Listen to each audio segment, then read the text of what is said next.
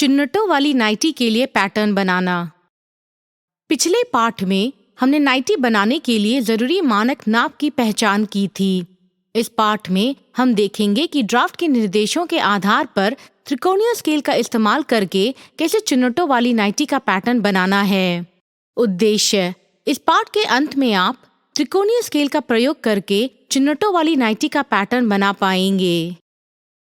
चलिए सबसे पहले यह अभ्यास करने के लिए जरूरी औजारों और सामग्रियों के साथ परिचित होते हैं। वे हैं नोटबुक, पेंसिल, त्रिकोणीय स्केल, नापने की टेप, पैटर्न और ड्राफ्ट के निर्देश, अपूर्णांक का टेबल और स्केल।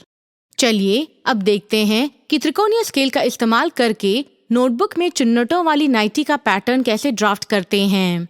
चुन्नटों वाली नाइटी के लिए हमें चोली वाले हिस्से और स्कर्ट वाले हिस्से को अलग से ड्राफ्ट करना होगा। पिछले पाठ में हमने नाइटी के लिए जरूरी शरीर के अलग अलग नापें ली थी। अपनी नोटबुक में ली गई नाप नोट करें।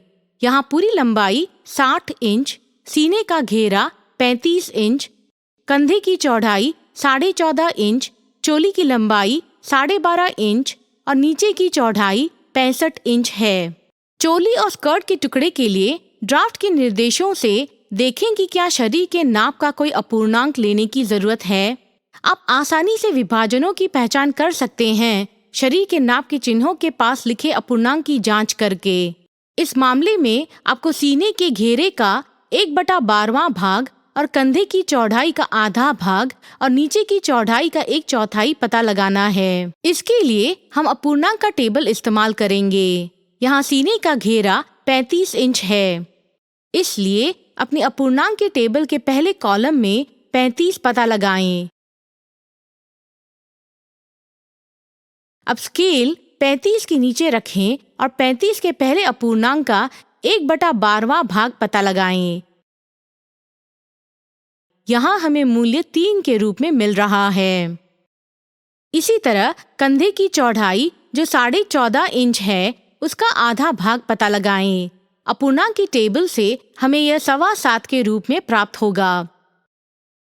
अब नीचे की चौड़ाई जो 65 इंच है का 1/4 अपूर्णांक के टेबल के अनुसार 16.25 इंच है। ड्राफ्ट के निर्देशों के अनुसार सभी अपूर्णांकों का पता लगाने के बाद अब हम अपनी नोटबुक में चोली और स्कर्ट के हिस्सों के लिए ड्राफ्ट के सभी निर्देश उतारेंगे, लेकिन शरीर के नाप के अपूर्णांकों के बजाय हम उन मूल्यों को रखेंगे जो हमें अपनी अपूर्णांक के टेबल का इस्तेमाल करने से मिले हैं। अब हमें इन मूल्यों का जोड़ पता लगाना होगा। हम पहले सीख चुके हैं कि नापने की टेप का इस्तेमाल करके संख्याओं को कैसे जोड़ना और घटाना है। हम गणना करने के लिए यहाँ इसी तकनीक का इस्तेमाल करेंगे। अगला कदम अपनी नोटबुक में चुन्नटों वाली नाइटी के चोली वाले भाग का पैटर्न बनाना है। हम अपनी नोटबुक में पैटर्न बनाने के लिए त्रिकोणीय स्केल का इस्तेमाल करेंगे। यहाँ हम पैटर्न बनाने के लिए 1:9 स्केल का इस्तेमाल कर रहे हैं। अपने ड्राफ्ट के निर्देशों के अनुसार पहले हम लाइन 0.1 खींचेंगे जो हमें 13 इंच के रूप में मिली थी।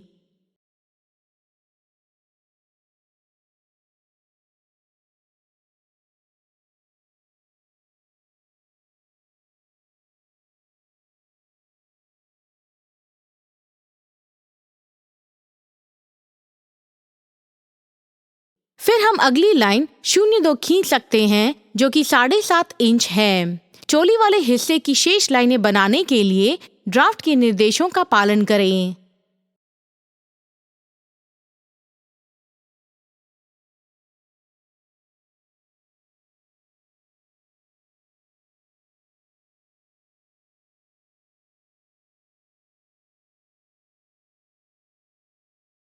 इसके बाद हम त्रिकोणीय स्केल के उसी 1:9 स्केल का इस्तेमाल करते हुए चुन्नटों वाली नाइटी का स्कर्ट वाला भाग बनाएंगे।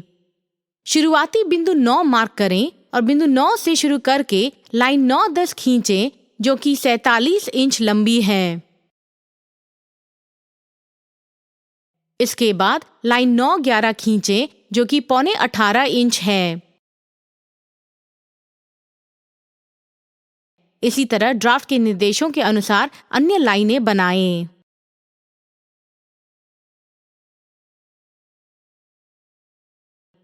इस प्रकार हमने त्रिकोणीय स्केल का इस्तेमाल करके अपनी नोटबुक में चुन्नटों वाली नाइटी के लिए चोली और स्कर्ट वाले भाग का पैटर्न बना लिया है।